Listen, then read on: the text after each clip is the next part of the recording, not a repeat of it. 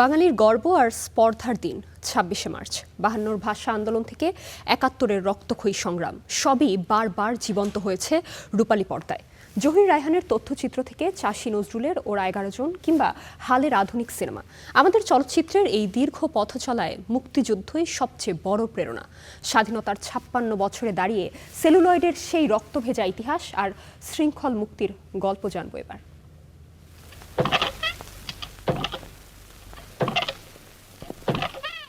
শান্ত গ্রাম, হিজল তালের ছায়ে ঘেরা জনপদ।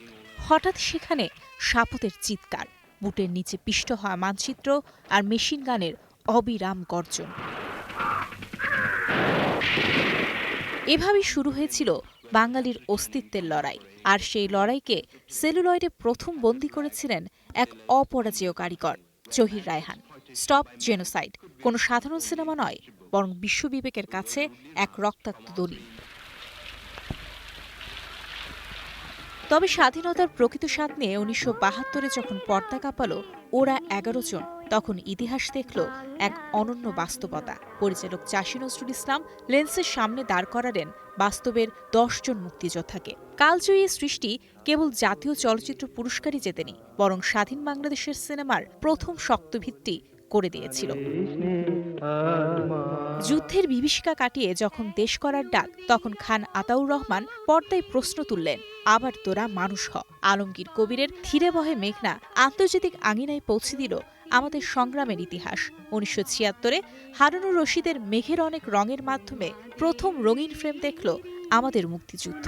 কাল রাতে আপনার গান শুনে খুব ভালো লেগেছে। ৯০-এর দশকে এসে মুক্তিযুদ্ধের গল্পে নতুন প্রাণ দিলেন কথা সাহিত্যিক হুমায়ূন আহমেদ। ১৯৯৪ সালে মুক্তি পাওয়া আগুনের পরশমণি যেন প্রতিটি বাঙালির ঘরের গল্প হয়ে উঠল।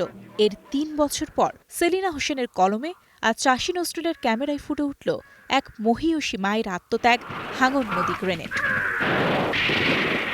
সময় বদলেছে, প্রযুক্তির ছোঁয়ায় আমাদের মুক্তিযুদ্ধ পৌঁছে গেছে অস্কারের দোরগোড়ায়। তারেক মাসুদের মাটির ময়না প্রথম বাংলাদেশি সিনেমা হিসেবে একাডেমি অ্যাওয়ার্ডের তালিকায় নাম লেখালো।